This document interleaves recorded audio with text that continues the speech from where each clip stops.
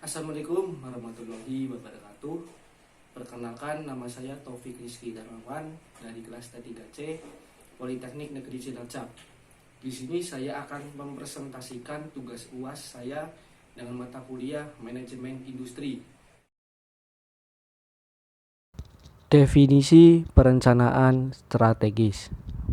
Proses manajerial untuk mengembangkan dan mempertahankan kesesuaian yang menghasilkan keberhasilan antara tujuan, keahlian, dan sumber daya organisasi dengan sejumlah peluang pasar yang terus berubah.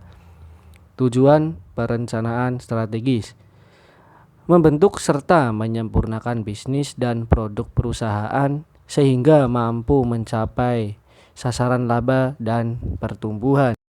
Level perencanaan strategis: yang pertama, korporasi. Yang kedua, divisi. Yang ketiga, unit bisnis. Yang keempat, produk.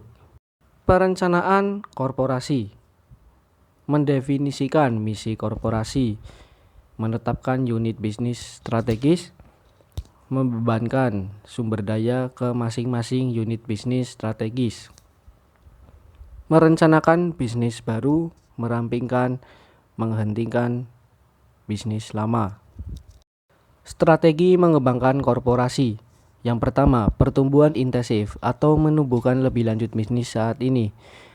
Pertumbuhan integratif: membangun atau mengakuisisi bisnis yang berkaitan.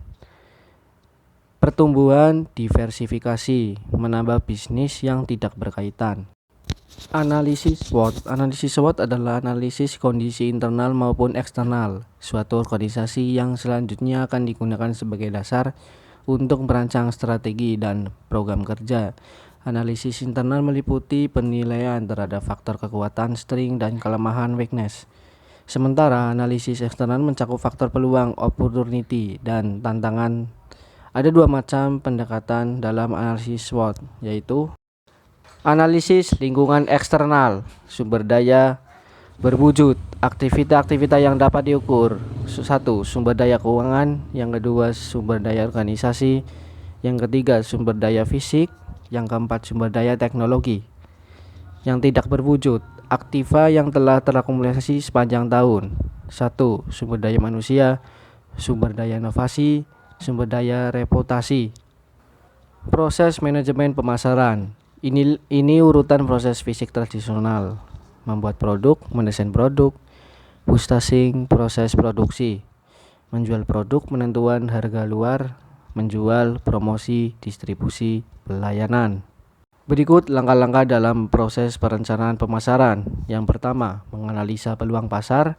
Yang kedua, menyusun strategi pemasaran, merencanakan program pemasaran, mengelola usaha pemasaran, pengendalian rencana tahunan, pengendalian profitabilitas, pengendalian strategis. Sekian presentasi dari saya. Apabila ada yang salah, mohon dimaafkan. Wassalamualaikum warahmatullahi wabarakatuh.